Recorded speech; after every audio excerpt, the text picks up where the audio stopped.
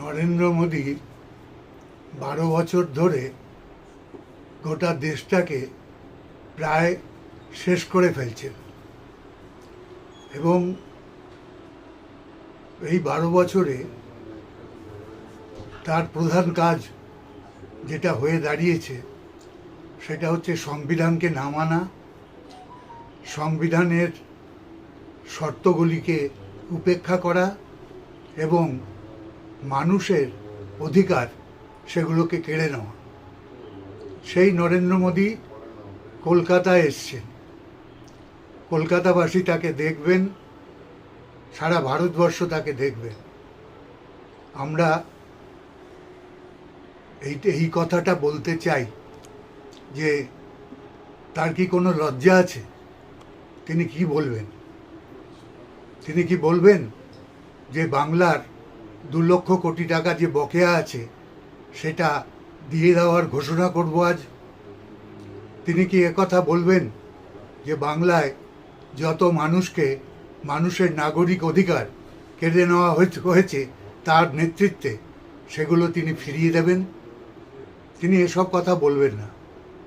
তিনি যা বলবেন সেগুলো হচ্ছে মিথ্যা এবং একটা নতুন ব্যবস্থা তিনি আবার গ্রহণ করেছেন।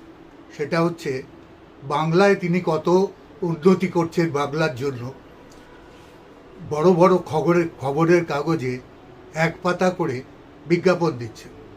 প্রতিদিন নারীর ক্ষমতায়ন থেকে শুরু করে তিনি এই বাংলার মহিলারা তাদের সশক্তিকরণ এবং সাধারণ মানুষ, গরিব মানুষ তারা যাতে ভালোভাবে থাকেন খেয়ে পড়ে, এইসব নাকি ব্যবস্থা তিনি করেছেন।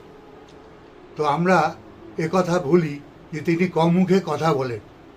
একদিকে তিনি বলছেন যে বাংলায় কিছুই হয়নি, বাংলার কোনো উন্নতির সম্ভাবনা নেই মমতা বন্দ্যোপাধ্যায় ক্ষমতায় থাকলে। তাহলে এই ব্রিগেডের মাঠে তিনি কি বলবেন যে সত্যি মমতার ক্ষমতা নেই, আমরাই বাংলার উন্নয়নের কাজ করছি? সে কথা কি মানুষ বিশ্বাস করবেন? আসলে এটা তার দুমুখ নীতি।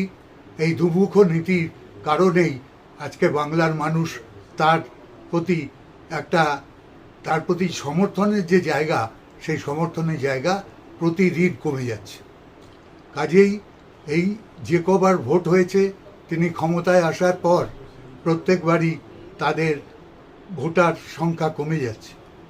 আগামী দিনে 26 সালে যে ভোট হচ্ছে, আসন্ন সেই ভোটের প্রচারে তিনি এসছেন। তিনি মানুষকে বলবেন ভোট দিতে। আমরা খুব জোরের সাথে কথা বলছি যে মানুষ পাল্টা বলবেন যে মোদিকে হটাতে হবে ভারতের কেন্দ্রীয় সরকার থেকে এবং বাংলায় তাকে আসতে দেওয়া হবে না। এটাই হচ্ছে আজকের সবথেকে বড় কথা। বাংলার মানুষ চিরবিদ্রোহী।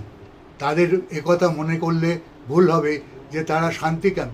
সত্যিই বাংলার মানুষ যতদিন সহ্য ক্ষমতা থাকে ততদিন শান্তিপূর্ণভাবে থাকেন, কিন্তু সব কিছু যদি সহ্যের বাইরে চলে যায় তখন কিন্তু আবার একটা বিদ্রোহ এবং বিপ্লবের অবস্থা তৈরি হয়। সেই অবস্থা দেখতে কি নরেন্দ্র মোদী রাজি আছেন? তাহলে আমাদের চ্যালেঞ্জ রইল।